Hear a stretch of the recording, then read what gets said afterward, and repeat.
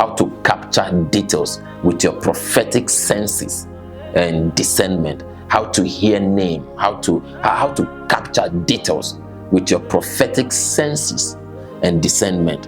And you see, I have watched a lot of teachings on the prophetic. I have read a lot of books on the prophetic, and one of the major mistakes many prophets make that destroy young prophet is teaching them how to prophesy according to their standard.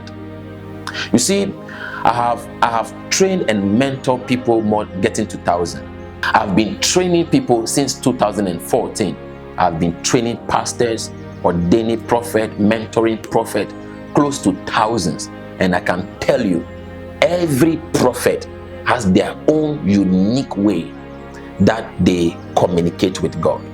And one major thing you need to understand is that God will communicate with you. God will speak to you through the channel you are strong and discerning.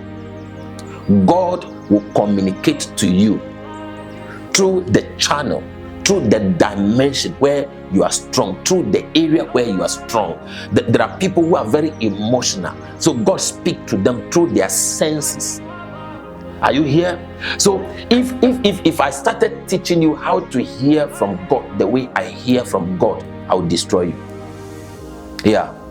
If I am trying to teach you to hear from God the way I hear from Him, I will destroy you. Because you may not be strong in the areas I am strong. You may not be sensitive in the areas I am sensitive. There are people, their prophetic channel is dream. There are people, their prophetic channel is their 5 senses. Yeah. There are people, their prophetic channel is their discernment. Yeah. So there are so many ways that many people hear from God based on the area they are strong. So God will choose the areas where you are strong and use them as a channel to speak to you. There are people who hear by seeing. There are people who listen with their eyes. I know I have a teaching called listening with your eyes. Yeah, I have a teaching called listening with your eyes. There are people who listen with their eyes. They don't see with their eyes, they listen, they hear with their eyes. They don't see with their eyes, so they hear. When they see, they hear. Well, that is a teaching coming up. So trying to talk about it will be very difficult for some of you to understand. Okay, so I'll be teaching on prophetic signs and tokens. The last class, prophetic signs and token. Okay, how to capture details, how to to interpret visions. I met a lot of prophets who hear by scent, by smelling. Yeah, who hear by smelling. And one of the biggest secrets I'll share with you is that every prophet have their area of administration. Every prophet have their area of administration. So if you watch every prophet, you will see that there are prophets, all their prophecies are relating to deliverance. Like me, most of my prophecies are about deliverance because I operate in the administration of casting out demons and spirits and co. So most of my prophecies are relating to demons, casting out demons, deliverance. Most of my prophecies are about deliverance. Yeah. And there are prophets, most of their prophecies are about futuristic event. This is about to happen. You are going to get a job. Next year you are going to get a job at this company, blah blah blah blah. You get this amount of money. That's all. It's just futuristic event, and it has nothing to do with demons. Even if they are preaching and praying for people or prophesying to people and a demon manifests, they will not cast it out. They will watch you manifest and go, yeah. They can prophesy accurately, but they will not cast out demons because that is not their administration. Yeah. When they are when they are praying for you or lay hand on you, you are falling down, manifesting. They will not have time to say come out or anything. That is not their area. Yeah, so I'll be teaching you how to understand your prophetic office of administration. Prophetic office of administration.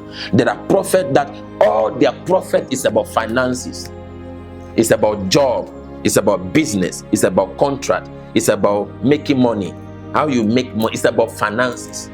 Anytime they are prophesying, 90% of their prophecies are about finances, financial breakthrough, business breakthrough, job. I know a lot of that. I know a lot of that. Yeah. Prophet, I have a friend called Prophet 𝗍𝗍. All his prophecies are about business people. So his church is like a business class. Yeah, business people.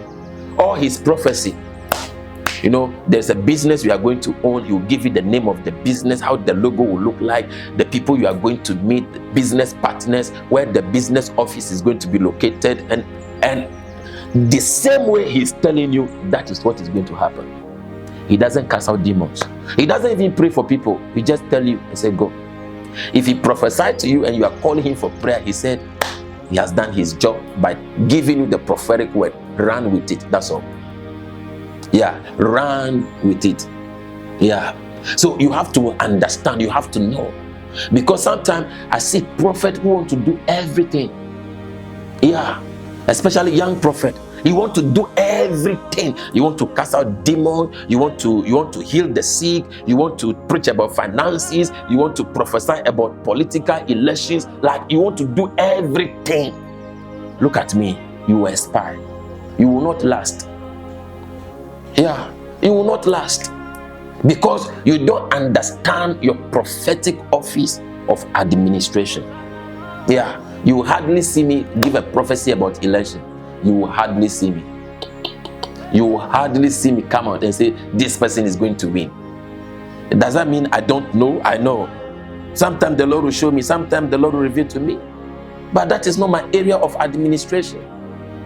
You will hardly see me come out and say, and give prophecy about nations, about elections. No, that is not my area of administrations. Yeah. So if you watch me very carefully, 90% of my prophecies were about restoration, revival, and deliverance. Restoration, revival, and deliverance.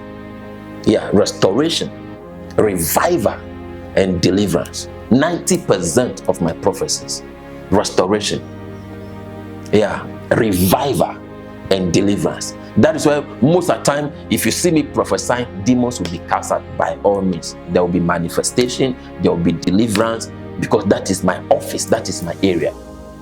Yeah, that is my area. I will by all means lay hand on people. I will by all means pray for the sick, because the sick need to be restored. There must be healing. Yeah, there must be healing and deliverance. That is restoration and deliverance. Are you getting it? So it is very important for you to also know your office of administration, your prophetic office of administration. When I was growing up as a young pastor, I used to think that the pastors who only preach and don't prophesy, don't pray for the sick, I used to think they are not anointed. Yeah, I used to think like that. That these pastors are not anointed, until I understood that they understood their area of administration. Yeah. I said, how can you preach a very powerful message like this and you will not call the sick to pray for them? Praying for the sick is not part of their job title. Praying for the sick is not part of their job title. So they'll just preach. They'll give you the word and go and work the word. Go and let the word they give you work for you. They'll preach about healing, they'll preach about faith, they'll preach powerful message, but they'll not pray for anybody. Because the word they preach to you is enough to heal you, to set you free, to deliver you. So God has not given them the calling or the anointing to pray for the sick. Does that mean if you are sick and you want prayer, they will not pray for you? Oh, they will pray for you. But they will hardly preach and pray for the sick, because that is not part of their administration. There are pastors I know that they'll be preaching and demons will manifest. They will watch them manifest. Yeah, sometimes they will tell their protocol to take the person to the washroom or the office. And when the demon has left the person will come back and join the church. Yeah, but some of us, when a demon manifests, that demon is in trouble. We will fire you. We will deal with you. Next time you will not come back. Yeah, but does that mean we are more powerful than those who don't cast out demons? No. Yeah, it's just like when you go to the bank, there are people working at the bank that they don't see money. There are people who the bank employ them, but they will never see money. They will never touch money in the bank. There are people working at the bank as a driver. There are people working at the bank as a security. There are people working at the bank as an accountant. They only see figures, they don't see money. They only see figures. There are people working at the bank as a cleaner. Are you here? Yes. So everybody has their own duties, their own responsibility, their own assignment. The same apply to our colleagues. So sometimes the biggest problem many of you young pastors have is that you want to do everything. You want to do everything, and trying to do everything will crush you. Trying to do everything will cripple you. I'm telling you, you cannot do everything. Yeah, you cannot do everything. And the one of the most dangerous things about trying to do everything is that you will let people see your weakness. How am I going to explain this? As a young pastor, trying to do everything will expose your weakness to the people. If you're a young pastor, you want to do everything. Okay, you want to do everything. You want to cast out demons, you want to heal the sick, you want to prophesy, you want to preach, you want to teach. You will expose your weakness to people. People who used to believe you will begin to walk away from you, because very soon you are going to expose yourself. Because the sick people you are praying for, if they are not healed, people are watching you too. People are watching you. Yeah, you call for the sick, say, if you are sick, come, let me pray for you. And 10 sick people came, you pray for them, none of them is healed.